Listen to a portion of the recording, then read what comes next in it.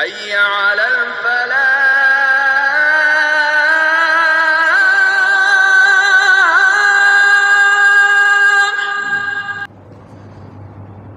மனிதன் இன்றைக்கு அவனுடைய வாழ்க்கையினுடைய பெரும்பாலான நேரத்தை, ஏன் முழு நேரத்தையும் பொருளாதார தேடுதலை மையமாக வைத்து அவனுடைய அனைத்து நேரமும் செலவிடப்படுகின்றன. பொருளாதார சிந்தனையும் செயல்பாடுகளும் மனிதனுடைய எல்லா நேரத்தையுமே ஆக்கிரமித்து விட்டிருக்கிறது என்று சொன்னால் அது மிகையல்ல. எந்த அளவிற்கு என்றால், அவனுடைய உடல் ஆரோக்கியத்திற்காக அவனால் ஒரு நாளைக்கு ஒரு சில மணித்துளிகளை செலவிட முடியாத அளவிற்கு பொருளாதார சிந்தனை, பொருளாதார செயல்பாடுகள் அவனுடைய முழு நேரத்தையுமே ஆக்கிரமித்து விட்டிருக்கிறது. ஓய்வெடுப்பதற்கும் நேரமில்லை. உடல் ஆரோக்கியத்திற்காக ஒரு அரை மணி நேரம், 1/4 மணி நேரம் தருவதற்கும் வாய்ப்பில்லை என்கின்ற அளவிற்கு பொருளாதாரமே வாழ்க்கையின் நோக்கமாக மனிதன் இன்றைக்கு ஆக்கிவிட்டிருக்கிறான். காரணம், பணம் இருந்தால்தான், பொருளாதாரம் இருந்தால்தான் நாம் இந்த உலகத்திலே நிம்மதியாக வாழ முடியும் என்று எண்ணுகிறான். பணம் இருந்தால்தான் 10ஐயும் செய்ய முடியும் என்று கருதுகிறான். இன்றைக்கு ஒரு மனிதனிடத்திலே இப்படி கேள்வி கேட்கப்பட்டால், பணம் முக்கியமா குணம் முக்கியமா என்று கேட்கப்பட்டால், பெரும்பாலானவர்கள் பணம்தான் முக்கியம் என்ற பதிலுக்கே முக்கியத்துவம் கொடுப்பார்கள். குணத்தை வச்சு என்னங்க செய்ய முடியும்? பணத்தின் மூலமாக எதையும் செய்யலாம், எதையும் சாதிக்கலாம். குணத்தை வச்சு ஒன்றும் பண்ண முடியாது. அதனால் குணத்தை விட பணம்தான் முக்கியம் என்பதே பெரும்பாலானவர்களுடைய பதிலாக இன்றைக்கு இருக்கிறது. சொல்வார்கள், பணம் பந்தியிலே குணம் குப்பையிலே என்பார்கள். அதனால் குணத்தை வைத்து ஒன்றும் செய்ய முடியாதுங்க, பணம் இருந்தால் எதையுமே செய்யலாம் என்கின்ற ஒரு மனோநிலைக்கு மக்கள் இன்றைக்கு ஆகிவிட்டார்கள். வாழ்க்கைக்கு தேவையான பொருளாதாரம் என்பது மாதிரி வாழ்வதே பொருளாதாரத்திற்குத்தான், பணத்திற்கு தான் என்று இன்றைக்கு ஆகிவிட்டது. அந்த அளவிற்கு பொருளாதாரத்தின் மீதும் பணத்தின் மீதும் மிதமிஞ்சிய மோகம் மனிதனை ஆட்கொண்டு விட்டது. இதிலே கொள்கை, கோட்பாடு, கலாச்சாரம், சமூக சிந்தனை, சமூக சேவை இவைகள் அனைத்தையுமே இந்த பொருளாதார மோகம், பண மாயை இந்த அனைத்தையும் நிர்மூலமாக ஆக்கிவிட்டிருக்கிறது என்று சொன்னால் நிச்சயமாக அது மிகையல்ல. பண மாயை இவை அனைத்தையுமே வென்றுவிட்டது. பண மாயை கொள்கை, கோட்பாடு, கலாச்சாரம் இவைகள் அனைத்தையுமே வென்றுவிட்டது. பொருளாதாரம் என்று சொன்னால், பணம் என்று சொன்னால், கொள்கை கோட்பாடுகள் எல்லாம் கண்ணுக்கு முன்னால் வருவதில்லை. நமக்கென்று ஒரு பண்பாடு உண்டு, நமக்கென்று ஒரு கலாச்சாரம் உண்டு என்பதெல்லாம் கண்ணுக்கு முன்னால் வருவதில்லை. பணம்தான் கண்ணுக்கு முன்னால் நிற்கிறது. ஆக இந்த மாயை அனைத்தையுமே வென்றுவிட்டது என்பதை நாம் பார்க்கிறோம். வாழ்வாதார தேடல், இதிலே சரியான புரிதல் இன்றைக்கு வேண்டும். குறிப்பாக இறை விசுவாசிகள், ஈமான் கொண்டவர்கள் வாழ்வாதார தேடல் விஷயத்திலே ஒரு சரியான புரிதலை உருவாக்கி கொள்ள வேண்டும். வாழ்வாதார தேடல் தான் வாழ்க்கையினுடைய ஆணிவேர். இதில் மாற்று கருத்தே இல்லை. உலகத்தில் ஒரு மனிதன் வாழ வேண்டும் என்று சொன்னால், ஆணாகட்டும் பெண்ணாகட்டும், தனக்கான வாழ்வாதாரத்தை தேடி சென்று பெற்றால்தான் இந்த உலகத்திலே வாழ முடியும். இதிலே மாற்று கருத்து இல்லை. இஸ்லாமும் அதை ஒத்துக்கொள்கிறது மட்டுமல்ல, வாழ்வாதாரத்தை நீங்கள் சென்று தேடுங்கள் என்று கட்டளையிடுகிறது. நமக்கெல்லாம் தெரியும் சூரத்துல் ஜும்மா என்கின்ற அந்த சூறாவிலே அல்லாஹு தாலா ஒரு வசனத்திலே, நீங்கள் ஜும்மா தொழுகைக்காக வேண்டி அழைப்பு விடுக்கப்பட்டால் அனைத்தையும் விட்டுவிட்டு அல்லாஹுடைய அழைப்பை ஏற்று தொழுகைக்காக நீங்கள் செல்லுங்கள் என்று அல்லாஹ் கட்டளையிடுகிறான். அப்படி அல்லாஹுடைய கட்டளையை ஏற்று நீங்கள் ஜும்மா தொழுகையை நிறைவு செய்துவிட்டால் ஃபைதா குதியத்தி ஸலாத்து, ஜும்மாவுடைய தொழுகையை நீங்கள் நிறைவு செய்துவிட்டால் ஃபன்தஷிரு ஃபில் அர்தி, பூமியிலே நீங்கள் பறந்து விரிந்து சென்று வபுதகு மின் ஃபதுலில்லாஹ், அல்லாஹுடைய ஃபதுலை, அல்லாஹுடைய அருளை நீங்கள் தேடுங்கள், வாழ்வாதாரத்தை நீங்கள் தேடி பெறுங்கள் என்று பரவி செல்லுங்கள், வாழ்வாதாரத்தை தேடுங்கள், அல்லாஹுடைய அருளை தேடுங்கள் என்று இந்த வசனத்திலே குறிப்பிடுகிறார். கடைசியாக இந்த வசனம் இப்படி, வதுகுருல்லாஹ கஸீரா, வாழ்வாதார தேடலில் இறைவனை மறந்து விடாதீர்கள். வாழ்வாதார தேடலில் இறைவனை மறந்து விடாதீர்கள். இறைவனை மறந்து விடாதீர்கள் என்று சொன்னால் என்ன? முன்னாடி சொன்னது மாதிரி தான். உங்களுக்கென்று ஒரு கோட்பாடு உண்டு, உங்களுக்கென்று ஒரு கொள்கை உண்டு, உங்களுக்கென்று ஒரு கலாச்சாரம் உண்டு. அந்த கொள்கை, கோட்பாடு, கலாச்சாரம் என்கின்ற இந்த இறைவன் விதித்த இந்த வரம்புக்கு உட்பட்டு நீங்கள் உங்களுடைய வாழ்வாதார தேடலை ஆக்கிக் கொள்ளுங்கள் என்று வதுகுருல்லாஹ கஸீரா. பணத்தை, பொருளாதாரத்தை நீங்கள் சேகரிப்பது, பொருளாதாரத்தை ஈட்டுவது, பணத்தை ஈட்டுவது இறைவனை மறந்து பணம் ஈட்டுவதாக ஆக வேண்டாம். இறை வரம்பிற்கு, மார்க்க வரம்பிற்கு உட்பட்டு உங்களுடைய பொருளாதார தேடல், சேகரிப்பு இருக்கட்டும் என்று இந்த வசனத்திலே அல்லாஹு தஆலா குறிப்பிட்டு காட்டுகிறான். ஆக இங்கே நம்ம கவனிக்க வேண்டிய விஷயம், வபுதகு மின் ஃபதுலில்லாஹ். ஃபதுல்னு சொன்னால் அருள், ஃபதுலுல்லாஹ்னு சொன்னால் அல்லாஹுடைய அருள். அல்லாஹுடைய அருளை நீங்கள் உலகத்திலே, பூமியிலே பரவி சென்று நீங்கள் தேடுங்கள், பெற்றுக்கொள்ளுங்கள், சம்பாதியுங்கள் என்று அல்லாஹ் குறிப்பிடுகிறான். இங்கே அல்லாஹுடைய அருள் என்று வருகிறது. ஆக நீங்கள் தேடுவது உங்களுடையது அல்ல, அல்லாஹுடையது. ரெண்டு விஷயம் இங்கே முக்கியம். நீங்கள் தேடுவது, நீங்கள் செய்கின்ற உழைப்பு, நீங்கள் தருகின்ற உழைப்பு, நீங்கள் தருகின்ற நேரம், நீங்கள் செலவழிக்கின்ற உங்களுடைய ஆற்றல், இவைகள் எல்லாம் உங்களுடைய வாழ்வாதார தேடலுக்குத்தான்.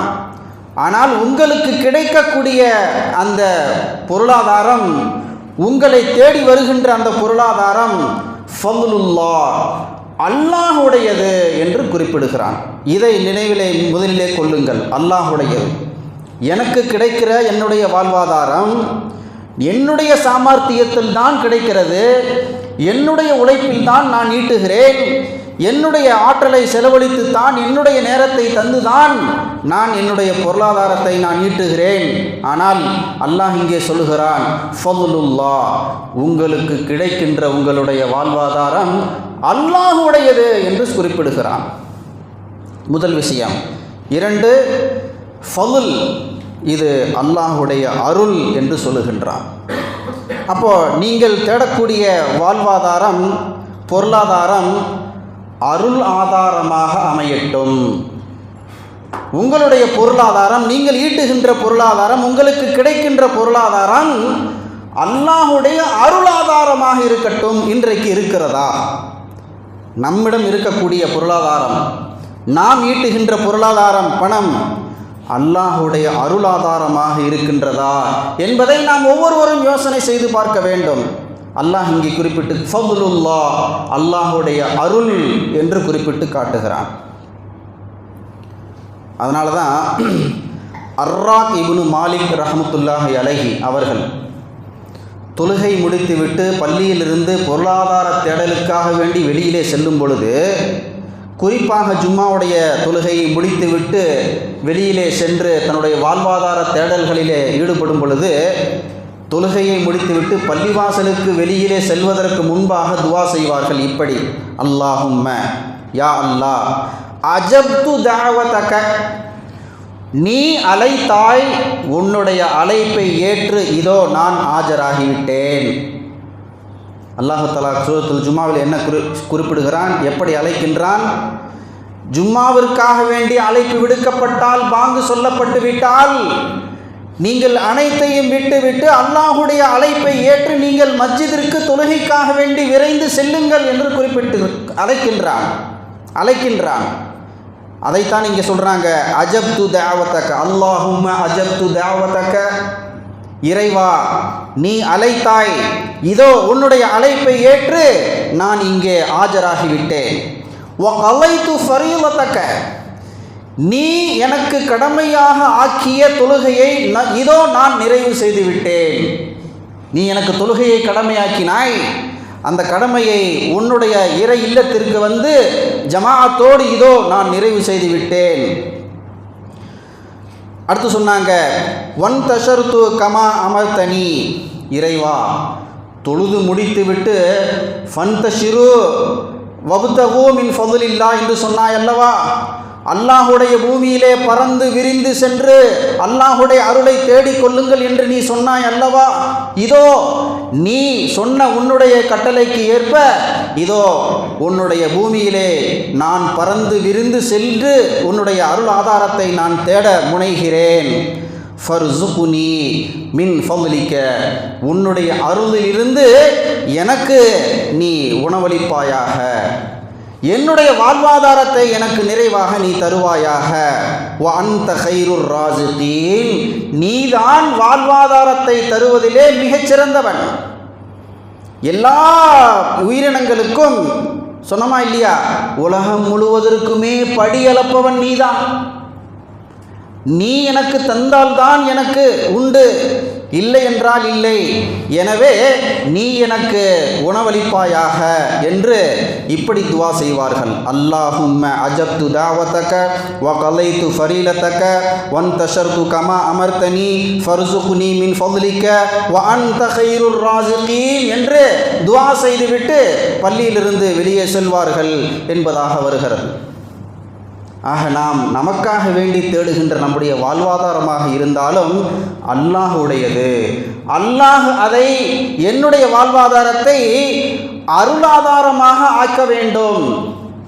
நாம் பெறுகின்ற வாழ்வாதாரம் நமக்கு அருளாதாரமாக ஆக வேண்டும் என்று சொன்னால் அதற்கென்று ஒரு சில நிபந்தனைகள் உண்டு. நாம் பெறுகின்ற எல்லா பணமும், நாம் சம்பாதிக்கின்ற எல்லா பணமும், நாம் ஈட்டுகின்ற எல்லா வாழ்வாதாரமும் நமக்கு அல்லாஹுடைய அருளாக அமைந்து விட்டது என்று சொன்னால் அதைவிட மிகப்பெரிய பாக்கியம் வேறு எதுவாக இருக்க முடியும்? எனவே நாம் தேடுகின்ற பொருளாதாரத்தை அல்லாஹ்வின் அருளாதாரமாக ஆக்க வேண்டும் என்று சொன்னால் அதற்கென்று ஒரு சில நிபந்தனைகள் உண்டு. அதையும் அல்லாஹு தஆலா குர்ஆனிலே தான் குறிப்பிடுகிறான். உங்களுடைய பொருளாதாரம் ஃபதுலாக, அல்லாஹுடைய ஃபதுலாக அமைய வேண்டும் என்று சொன்னால் முதலாவதாக அல்லாஹுடைய கட்டளையை, குறிப்பாக தொழுகையை பேணக்கூடியவர்களாக நீங்கள் மாறிவிடுங்கள். 100க்கு 100 உங்களுடைய தொழுகை சரியான முறையிலே பேணப்படக்கூடியதாக இருக்கட்டும். வஅமுர் அஹ்லக பிஸ்ஸலா வஸ்தபிர் அலைஹா லா நஸ்அலுக ரிஸ்கா. குர்ஆனிலே அல்லாஹ் தஆலா குறிப்பிடுகிறான், தொழுகையை முறையாக நிலையாக நீங்கள் பேணும்படி நீங்களும் பேணுங்கள், பேணும்படி உங்களுடைய குடும்பத்தினர்களையும் நீங்கள் ஏவுங்கள், கட்டளையிடுங்கள். வஅமுர், நீங்கள் கட்டளையிடுங்கள் உங்களுடைய குடும்பத்தினரிடத்திலே, உங்களுடைய உறவுகளிடத்திலே, உங்களுடைய நண்பர்களிடத்திலே. உங்களுக்கு நீங்கள் சொன்னால் கேட்பார்கள் என்று யாரெல்லாம் இருக்கிறார்களோ அவரிடத்திலே நீங்கள் வஅமுர் அஹ்லக பிஸ்ஸலாத்தி, தொழுகையை கொண்டு அவர்களையும் நீங்கள் ஏவுங்கள். வஸ்தபிர் அலைஹா, நீங்களும் அதிலே பேணுதலாக இருங்கள். லா நஸ்அலுக ரிஸ்கா, இப்படி நீங்கள் இருந்தீங்கன்னு சொன்னால் ரிஸ்கை உங்கள்கிட்ட நாங்கள் கேட்கல, நஹ்னு நர்சுகுக, உங்களுக்கு நாங்கள் ரிஸ்க் தருகிறோம், வாழ்வாதாரத்தை தருகிறோம் என்று அல்லாஹ் குறிப்பிடுகிறான். தொழுகையை பேணுவீர்கள் என்று சொன்னால் உங்களுடைய வாழ்வாதாரம் உறுதி செய்யப்படுகிறது. அந்த வாழ்வாதாரம் அல்லாஹுவால் தரக்கூடிய அருளாதாரமாக அது அமைகிறது. அதனால் தொழுகையை நீங்கள் பேணுங்கள் என்று இங்கே அல்லாஹ் குறிப்பிடுகிறான்.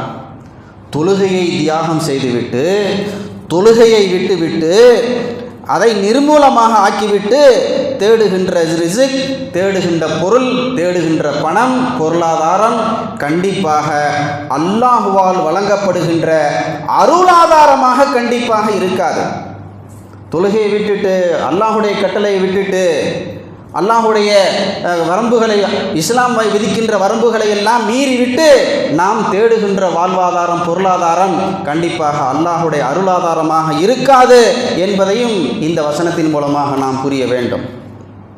இரண்டாவதாக, நாம் தேடுகின்ற பொருளாதாரம் அருளாதாரமாக அமைய வேண்டும் என்று சொன்னால் நபிகள் பெருமானா ஸல்லல்லாஹு அலைஹி வஸல்லம் அவங்க சொல்கிறாங்க, அதிகமாக பாவ மன்னிப்பு தேடுங்கள். மன் லஸிமல் இஸ்திக்ஃபார, யார் பாவ மன்னிப்பு தேடுவதை கட்டாயமாக ஆக்கிக் கொள்கிறார்களோ. நபிகள் பெருமானா ஸல்லல்லாஹு அலைஹி வஸல்லம் அவர்கள் பாவமே அறியாதவர்கள், பாவங்கள் அனைத்தும் மன்னிக்கப்பட்டவர்கள். இருந்தாலும் கூட அனுதினமும் நபிகளார் பெருமானா ஸல்லல்லாஹு அலைஹி வஸல்லம் அவர்கள் அல்லாஹ்விடத்திலே 70 முறை என்று வருகிறது, 100 முறை என்று வருகிறது, அல்லாஹ்விடத்திலே இஸ்திக்ஃபார் செய்வார்கள். சொன்னாங்க, யார் அல்லாஹ்விடத்திலே பாவ மன்னிப்பு தேடுவதை கட்டாயமாக ஆக்கிக் கொள்கிறார்களோ அவர்களுக்கு அல்லாஹு தஆலா விசாலமான ரிஸ்கை அவன் உறுதி செய்கிறான், விசாலமான ரிஸ்கை உறுதி செய்கிறான் என்று நபிகள் பெருமானா ஸல்லல்லாஹு அலைஹி வஸல்லம் ஹதீஸில் சொல்லி காட்டுறாங்க. அப்போ இஸ்திக்ஃபார் செய்வதை நீங்கள் கட்டாயமாக ஆக்கிக் கொள்கிறீர்கள் என்று சொன்னால் அல்லாஹுடைய ரிஸ்க்கு விசாலமாவது உங்களுக்கு உறுதியாகிறது என்று சொன்னாங்க. இஸ்திக்ஃபார். மூன்றாவதாக, இறை வழியிலே செலவு செய்வதை நீங்கள் பேணுங்கள், அதையும் கட்டாயமாக ஆக்கிக் கொள்ளுங்கள். வமா நஃபகத்தும் மின் ஷைஇன் ஃபஹுவ யக்லிஃபுஹு, யார் ஒருவர் அல்லாஹுடைய பாதையிலே செலவு செய்கிறாரோ அவருக்கு அது கண்டிப்பாக பல்கி பெருகி திரும்ப தரப்படும், பன்மடங்காக திரும்ப அவர்களுக்கு தரப்படும். வஹுவ கைருர் ராசிகீன், அல்லாஹு தாலா ரிஸ்க் அளிப்பதிலே, வாழ்வாதார தேவைகளை பூர்த்தி செய்து தருவதிலே மிகச் சிறந்தவனாக இருந்து கொண்டிருக்கிறான் அல்லாஹ் என்று இந்த வசனத்திலே குறிப்பிட்டு காண்பிக்கின்றான். அதனால் இறை வழியிலே நீங்கள் செலவு செய்வீர்கள் என்று சொன்னால் உங்களுடைய வருமானம், நீங்கள் ஈட்டக்கூடிய பொருள், நீங்கள் ஈட்டக்கூடிய பணம், உங்களுடைய பொருளாதாரம் அருள் ஆதாரமாக அமையும் என்று இங்கே அல்லாஹு தாலா குறிப்பிட்டு காட்டுகிறான். இஹ்லாஸோடு செய்யப்பட வேண்டும் தர்மம்.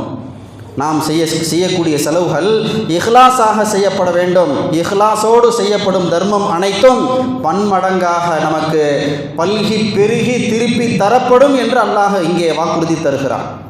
ஆக இறைவழியிலே நீங்கள் செலவு செய்யுங்கள். நான்காவதாக, உறவுகளை நீங்கள் சேர்ந்து வாழ்வீர்கள் என்று சொன்னால் உங்களுடைய பொருளாதாரம் அல்லாஹுடைய பரக்கத்தை பெற்ற அருளாதாரமாக கண்டிப்பாக ஆகும். மன் அஹப்ப ஐ யப்சுத லஹு ரிஸ்கஹு, யார் ஒருவர் தனக்கு கிடைத்த வாழ்வாதாரத்தை அல்லாஹுடைய அருளாதாரமாக ஆக்கிக் கொள்ள வேண்டும் என்று விரும்புகிறாரோ, அப்படி விரும்பக்கூடியவர் தன்னுடைய வாழ்நாள் அதிகமாக ஆக்கப்பட வேண்டும், நீண்ட நாட்கள் உலகிலே வாழ வேண்டும் என்று யார் விரும்புகிறாரோ. இங்கே 2 விருப்பம். ஒன்று, அல்லாஹ் எனக்கு நிறைவாக என்னுடைய வாழ்வாதாரத்தை தர வேண்டும், எனக்கு அல்லாஹ் தந்திருக்கக்கூடிய வாழ்வாதாரத்தை கொண்டு, பொருளாதாரத்தை கொண்டு என்னுடைய எல்லா தேவைகளையும் நிறைவு செய்யப்பட வேண்டும், நிறைவேற்றி தரப்பட வேண்டும் என்று யார் விரும்புகிறாரோ ஒன்று. இரண்டாவது விருப்பம், என்னுடைய வாழ்நாள், என்னுடைய ஆயுள் அதிகரிக்கப்பட வேண்டும் என்று யார் விரும்புகிறாரோ. ஆக இந்த இரண்டும் யாருக்கு வேண்டுமோ அவர் ஃபல் யஸில் ரஹிமஹு, அவர் தன்னுடைய சொந்த பந்த உறவுகளோடு, இரத்த பந்த உறவுகளோடு இணைந்து வாழட்டும், சேர்ந்து வாழட்டும், உறவுகளை துண்டிக்காமல் வாழட்டும். அப்படி வாழும் பட்சத்திலே அல்லாஹ் அவருக்கு தருகின்ற ரிஸ்கை, அவருக்கு தருகின்ற வாழ்வாதாரத்தை அல்லாஹுடைய ஃபதுலாக, அருள் ஆதாரமாக அல்லாஹ் ஆக்கி தருவதாக இங்கே நபிகள் பெருமானார் ஸல்லல்லாஹு அலைஹி வஸல்லம் அவர்கள் வாக்குறுதி தருகிறார் என்று சொன்னால், அப்போ எந்த அளவிற்கு சொந்த பந்த உறவுகளோடு இணைந்து வாழ்வது, சேர்ந்து வாழ்வது நம்முடைய வாழ்வாதாரத்திலே பரக்கத்தையும் ஃபதுலையும் அருளையும் அல்லாஹ்வுடைய பாதுகாப்பையும் அது உறுதி செய்கிறது என்பதை இந்த ஹதீஸின் மூலமாக நாம் பார்க்க முடிகிறது. நீங்கள் உறவுகளை சேர்ந்து வாழுங்கள். 4வது. 5வதாக சொன்னாங்க, முழுக்க முழுக்க அல்லாஹ்வின் மீது தவக்குல் வையுங்கள், அல்லாஹ்வை முழுமையாக சார்ந்திருங்கள். சொன்ன அல்லாஹ் தஆலா குர்ஆனிலே குறிப்பிடுகிறான், வலவ் அன்னாஹுலுல் குரா, அந்த ஊர்வாசிகள் ஆமனு வத்தகு லஃபதஹ்னா, முறையாக அவர்கள் அல்லாஹுவை ஈமான் கொண்டு வத்தகு அல்லாஹுவுக்கு அஞ்ச வேண்டிய முறைப்படி அவர்கள் அஞ்சி வாழ்ந்தார்கள் என்று சொன்னால், வாழ்ந்திருந்தால் லஃபதஹ்னா அலைஹிம் பரகாத்தின் மினஸ் ஸமாஇ வல் அர்த், வானத்தினுடைய பூமியினுடைய அனைத்து பரக்கத்துகளுடைய கதவுகளையும் நாம் அவர்களுக்கு திறந்து விட்டிருப்போம். 2 விஷயத்தை தான் அவங்கள்ட்ட நாம் எதிர்பார்த்தோம். என்ன? ஈமான் கொண்டிருக்க வேண்டும். இன்னொன்று, அல்லாஹுவுக்கு அஞ்சி வாழக்கூடிய தக்வாவை அவர்கள் மேற்கொண்டிருக்க வேண்டும். இந்த 2 விஷயம் அவர்களிடத்திலே இருந்திருந்தால் நிச்சயமாக வானத்தினுடைய பூமியினுடைய பரக்கத்துகளுடைய அனைத்து வாசல்களையும் நாம் அவர்களுக்கு திறந்து விட்டிருப்போம் என்று அல்லாஹ் தஆலா இங்கே குறிப்பிடுகிறான் என்று சொன்னால், இன்றைக்கும் அந்த வாசல்கள் நமக்காக திறப்பதற்கு அல்லாஹ் தயாராக இருந்து கொண்டிருக்கிறான். அல்லாஹ் தயாராக இருக்கிறான். 2 விஷயம்தான். ஒன்று உறுதியான ஈமான், இன்னொன்று தக்வா, அல்லாஹுவுக்கு அஞ்சி வாழக்கூடிய, அல்லாஹுவின் மீது தவக்குல் வைக்கக்கூடிய அந்த நிலை. இந்த நிலை ஒரு முஃமினிடத்திலே இருந்தது என்று சொன்னால், வானத்தினுடைய பூமியினுடைய அனைத்து பரக்கத்துகளுடைய கதவுகளும் அந்த முஃமினுக்காக திறப்பதற்கு அல்லாஹ் தயாராக இருந்து கொண்டிருக்கிறான். எனவே நம்மை தேடி வரும் வாழ்வாதாரம் அனைத்தும் இறைவனுடைய கொடை என்பதை நாம் புரிய வேண்டும். இறைவனுடைய கொடை என்பதை நாம் புரிய வேண்டும். 2 விஷயம். ஒன்று, நமக்கு கிடைக்கக்கூடிய எல்லா ரிசுக்குமே அல்லாஹுடைய கொடை. சொல்லுவாங்கல்ல, அல்லாஹ் பிச்சை அடிப்பாங்க. அல்லாஹுடைய கொடை என்பதை நாம் புரிய வேண்டும். இன்னொன்று, அல்லாஹ் எனக்கு தந்திருக்கக்கூடிய என்னுடைய வாழ்வாதாரத்திலிருந்து, பொருளாதாரத்திலிருந்து அவனுக்கு நன்றி செலுத்தும் விதமாக முழுமையாக நன்றியுள்ள அடியாறுகளாக நாம் வாழ பழகிக் கொள்ள வேண்டும். அதையும் அல்லாஹ் தஆலா குர்ஆனிலே குறிப்பிட்டு காட்டுகிறான். வலக்கது மக்கன்னாக்கும் ஃபில் அர்தி வஜஅல்னா லக்கும் ஃபீஹா மஆயிஷ கலீலம் மா தஷ்குரூன். இந்த பூமியிலே சகல சௌகரியங்களையும் உங்களுக்கு நாம் ஏற்படுத்தி தந்தோம். மக்கன்னாக்கும் ஃபில் அர்ல், இந்த பூமியிலே நீங்கள் சௌகரியமாக வாழ்வதற்கு, எல்லா விதமான சௌகரியங்களையும் பெற்று இந்த பூமியிலே வாழ்வதற்கு அனைத்து விதமான ஏற்பாடுகளையும் உங்களுக்கு நாம் செய்து தந்திருக்கிறோம். அதில் எந்த குறையும் நாம் வைக்கவில்லை. வஜஅல்னா லக்கும் ஃபீஹா மஆயிஷ, இந்த பூமியிலே நீங்கள் நிம்மதியாகவும் சந்தோஷமாகவும் வாழ்வதற்கு உங்களுடைய வாழ்வாதாரத்தை இந்த பூமியிலே நாம் பரப்பி வைத்திருக்கிறோம். நம்முடைய வாழ்வாதாரத்திலிருந்து நீங்கள் தேடிக்கொள்ளுங்கள், அதை நீங்கள் தேடிக்கொள்கிறீர்கள். அப்படி இருக்க கலீலம் மா தஷ்குரூன், அப்படி இருந்தும் கூட நீங்கள் எனக்கு நன்றி செலுத்துவதிலே குறை வைக்கிறீர்களே, மிக குறைவாகத்தானே நன்றி செலுத்துகிறீர்கள். கலீலம் மா தஷ்குரூன், மிக குறைவாகவே நன்றி செலுத்துகிறேன். ஆனால் நான் உங்களுக்கு இந்த பூமியிலே உங்களுக்கான வசதிகளை, வாய்ப்புகளை ஏற்படுத்தி தந்திருப்பது, அதிலே எந்த குறையுமே இல்லை. அப்படி இருக்க எனக்கு நன்றி செலுத்துவதிலே நீங்கள் குறை வைக்கிறீர்களே, மிக குறைவாகவே நீங்கள் நன்றி செலுத்துகிறீர்களே என்று அல்லாஹ் இங்கே குறிப்பிட்டு காட்டுகிறான். ஆக நீங்கள் தேடக்கூடிய வாழ்வாதாரம், உங்களுக்கு கிடைத்திருக்கக்கூடிய ரிசக்கு அல்லாஹுடைய அருளாதாரமாக இருக்க வேண்டும் என்று சொன்னால், அதிகம் அல்லாஹுவுக்கு நீங்கள் நன்றி செலுத்துங்கள் என்பதாக இந்த வசனத்திலே குறிப்பிட்டு காட்டுகிறான். கண்ணியத்திற்குரிய சகோதரர்களே, நமக்கு கிடைத்திருக்கக்கூடிய பொருள், பணம், வாழ்வாதாரம் அனைத்துமே நம்முடையது என்று நாம் எண்ணுகிறோம். அதான் ஹதீஸில் சொன்னாங்க நபிகள் பெருமானார் ஸல்லல்லாஹு அலைஹி வஸல்லம், யகூலுல் அப்து ஆதமுடைய மனிதன் எண்ணுகிறான், சொல்லுகிறான், மாலி மாலி, என்னுடைய பணம், என்னுடைய பொருள் என்று என்னது என்னது என்று சொல்லுகிறான். இன்னமா லஹு மின் மாலிஹி சலாசுன், 3 விஷயம்தான் அவனது, 3 விஷயம்தான் அவனுடையது, மற்ற எதுவுமே அவனுடையது அல்ல. அது என்ன 3 விஷயம்? மா அக்கலஃபாஃபுனா, அவன் உண்டு, அவன் சாப்பிட்டு முடித்தது, உண்டு முடித்தது. 2வது அவ் லபிசஃப அபுலா, உடுத்தி கிழித்தது, உடுத்தி கிழித்தது, உண்டு முடித்தது, உடுத்தி கிழித்தது. வாழ்த்தா ஃபாக்னா, அவன் பிறருக்கு கொடுத்து அவனுக்காக சேமித்து வைத்தது. இந்த 3ஐ தவிர எதுவுமே அவனுடையது அல்ல. வமா சிவா தாலிக்க, இந்த 3ஐ தவிர மற்ற அனைத்தும் ஃபஹுவ தாஹிபுன் வ தாரிக்குஹு லின்னாசி, அவனுடைய கையை விட்டும் செல்லக்கூடியது, அவனுக்கு பின்னால் வரக்கூடிய மக்களுக்கானது என்று நபிகள் பெருமானா ஸல்லல்லாஹு அலைஹி வஸல்லம் குறிப்பிடுகிறார். உங்களுடையது உங்களுடையது என்று சொல்கிறீர்களே, நீங்கள் பார்த்து பார்த்து சேமித்து வைத்த அனைத்துமே உங்களுடையது அல்ல, உங்களுடையது அல்ல. 3 தான். என்னெல்லாம் சாப்பிட்டு முடிச்சிங்களோ அது உங்களுது, அது வேற யாருக்கும் இல்லை, உங்களுக்குன்னு இருந்தது, நீங்கள் சாப்பிட்டீங்க. எதையெல்லாம் முடித்து கிழித்தீர்களோ அதுவும் உங்களுடையது, வேறு யாருக்கும் இல்லை. 3வதாக எதை தந்து நீங்கள் சேமித்தீர்களோ, எதை வைத்து சேமித்து வைத்து கொண்டிருக்கிறீர்களோ அதுவல்ல, எதை தந்து நீங்கள் உங்களுடைய மறுமைக்காக சேமித்தீர்களோ அதுதான் உங்களுடையது. நீங்கள் இந்த விஷயத்தில் மிக கவனமாக இருக்க வேண்டும்.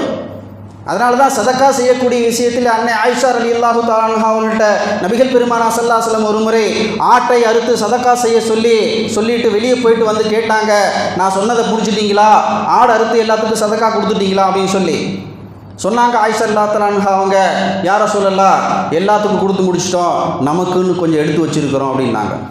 என்ன எடுத்து வச்சிருக்கீங்க? ஒரே ஒரு சப்பை, அந்த சப்பை கறியை மட்டும் நமக்குன்னு எடுத்து வச்சிருக்கிறோம். ஆயிஷாவே சொன்னாங்க நபிகள் பெருமானா ஸல்லல்லாஹு அலைஹி வஸல்லம், ஆயிஷாவே நமக்குன்னு எடுத்து வச்சிங்க இல்லை, அது நம்முடையது அல்ல.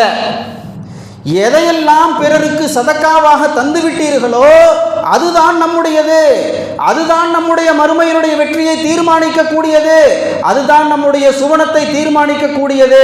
நமக்கு என்று எதுவெல்லாம் உலகத்திலே நாம் சேமித்து வைக்கிறோமோ அது நம்முடையது அல்ல என்று நபிகள் பெருமானா ஸல்லல்லாஹு அலைஹி வஸல்லம் அவர்கள் அந்த தருணத்திலே, அந்த சமயத்திலே அன்னை ஆயிஷா ரலியல்லாஹு தஆலா அன்ஹா அவர்களுக்கு புரிய வைத்திருக்கிறார் என்று சொன்னால், இன்றைக்கு வரைக்கும் நமக்கு அது புரியவில்லை, இன்றைக்கு வரைக்கும் புரியவில்லை.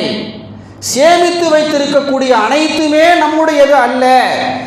எதை கொடுத்தோமோ அதுதான் நமக்காக நாம் சேமித்து வைத்திருக்கிறோம் என்கின்ற புரிதலோடு நாம் வாழ்ந்தோம் என்று சொன்னால், அல்லாஹ் நமக்கு தந்திருக்கக்கூடிய வாழ்வாதாரங்கள் அல்லாஹுடைய அருளாதாரமாக கண்டிப்பாக அமையும் என்பதை நாம் புரிய வேண்டும். கண்ணியத்திற்கு சகோதரர்களே, இந்த புரிதலை ஏற்படுத்தி கொள்ள வேண்டும். வாழ்க்கையினுடைய நோக்கம் புரிய வேண்டும். அதிலே பொருளாதாரத்தினுடைய தேவை, பொருளாதாரத்தினுடைய நிலை, இஸ்லாம் காட்டுகின்ற வழிகாட்டல், இவை நாம் புரிந்து செயல்பட்டோம் என்று சொன்னால் நம்முடைய வாழ்க்கை அர்த்தமுள்ளதாக அமையும். இம்மை மறுமைக்கான ஈடேற்றமுள்ள வாழ்க்கையாக கண்டிப்பாக அமையும். அல்லாஹு தாலா இந்த உலக மறு உலக 2 வாழ்க்கையும் அல்லாஹு தாலா ஈடேற்றத்திற்குரிய வாழ்க்கையாக நம் அனைவருக்கும் ஆக்கி அருள் புரிவானாக. வ ஆகிரு தாவானா அல்ஹம்துலில்லாஹி ரப்பில் ஆலமீன்.